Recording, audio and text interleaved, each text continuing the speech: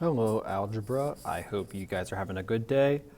Um, so this is what our practice quiz looks like, and it's what tomorrow's quiz is going to look like. It's going to look like the exact same thing.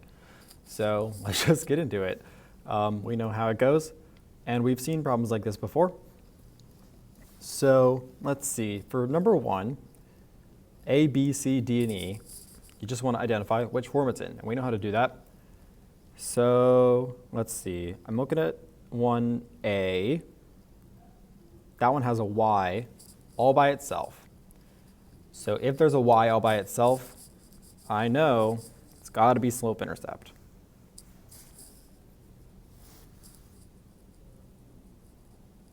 Actually, I guess that's not necessarily true.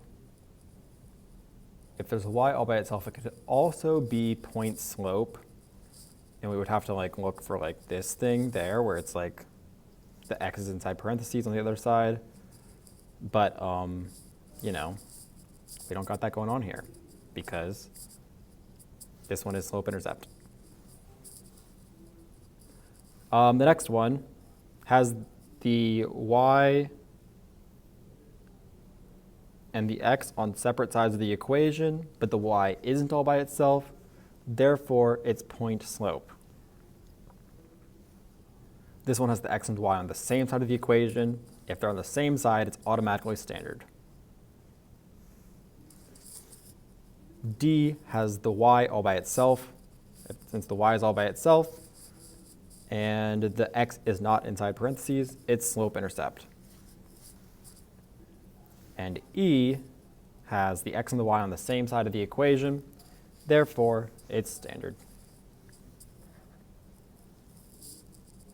All right.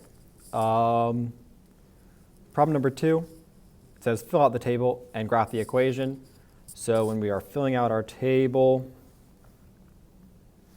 we want to, I know that we did the worksheets on Friday and Monday where it was just plot the points. You don't even have to fill out your table. But since it actually says fill out the table, let's actually fill out the table. And remember, when we fill out our table, we're going to throw 0 in the middle-ish. There's not really a middle because there's 6 numbers instead of 5, but whatever. Then we go with -2 and -1, 1 and 2 and 3. We're almost always going to be using those numbers for our x values. So tomorrow on the quiz, please use those numbers for your x values on both problems. Let's see, I'm going to plug in, well, if x is -2, let's plug it in. So I got y equals 1/2 times -2 minus 4. 1/2 times -2 is the same thing as -2 divided by 2, because if I have 1/2 times a number, it's the same as that number divided by 2. So -2 divided by 2 is -1, minus 4 is -5. So y equals -5 if x is -2.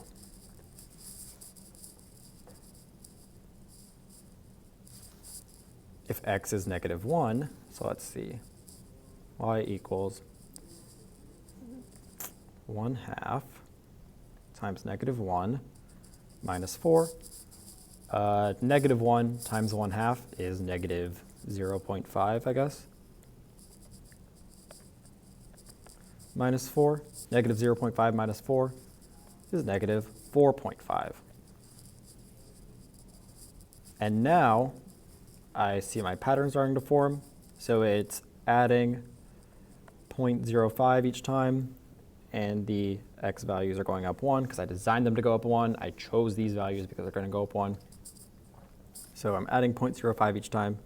So that's going to be -4 and -3.5 and -3 and -2.5. I'm going to plot these 6 points. So -2, -5 is right there. There's -5. -1, -4.5 is right there. 0, -4 is there. 1, negative 3.5 is there, 2, negative 3 is there, and 3, negative 2.5 is right there.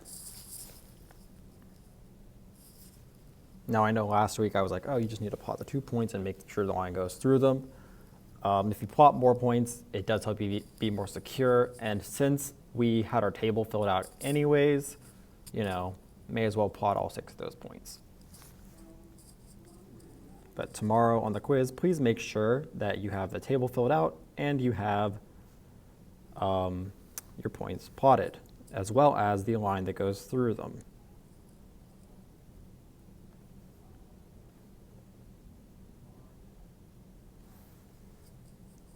So that would be our line 1/2 x minus 4.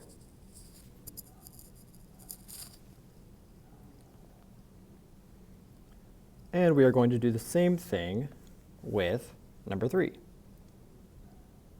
So this one says fill out the table and graph the equation.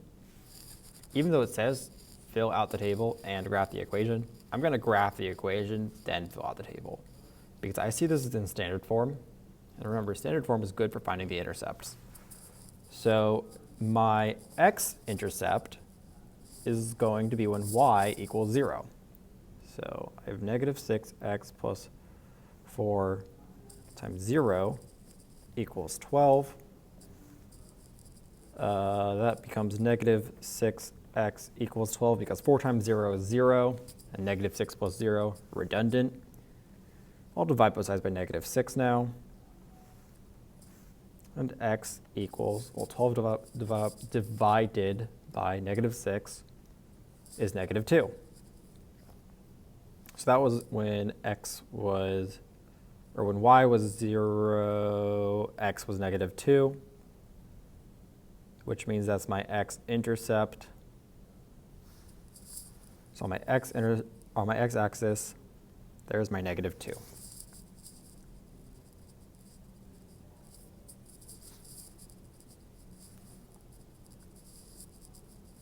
And real quick, actually, I'm going to go ahead and throw in my values. So my x value is going to be the same as on the last one. As always, it's going to be these 6, if we're given 6. And I said x was negative 2, and that was my x-intercept, which means y is 0 when x is negative 2. So I'll just throw that there. To find my y-intercept, I want to set x equal to 0. So negative 6 times 0 plus 4y equals 12. Negative 6 times 0 is 0. So that just gives me 4y equals 12. Divide both sides by 4. So y equals 3 when x is 0. So my y-intercept is at 3. And, I will grab my line through these points.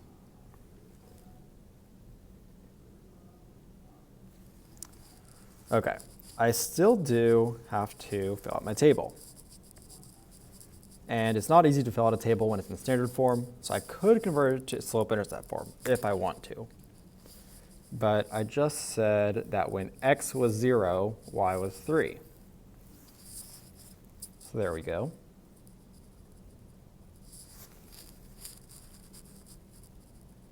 I have 2 points filled in. And if I skip from this point to this point, we're adding 2. If I go from this point to this point, we're adding 3. Remember, the rate of change is the change in the y values divided by the change in the x values. So the change in the y values is 3. The change in the x values is 2. So 3 divided by 2 is 1.5, which means every time it's adding 1.5. So 0 and then 1.5 plus 1.5 is 3, plus 1.5 is 4.5, plus 1.5 is 6, and plus 1.5 is 7.5. And that's how you can fill in your table without having to convert it to slope-intercept form. Now you could have converted this to slope-intercept form if you wanted to, and then filled it in the same way we did on number 2. That would have been perfectly okay, but you didn't need to. You could have just figured out your rate of change by doing the change in the y divided by the change in the x. Okay, with that being said, that's how to do everything on the practice quiz, and consequently, everything on the actual quiz tomorrow. So if you can do this, you can do the quiz tomorrow. I will see you guys tomorrow, and good luck.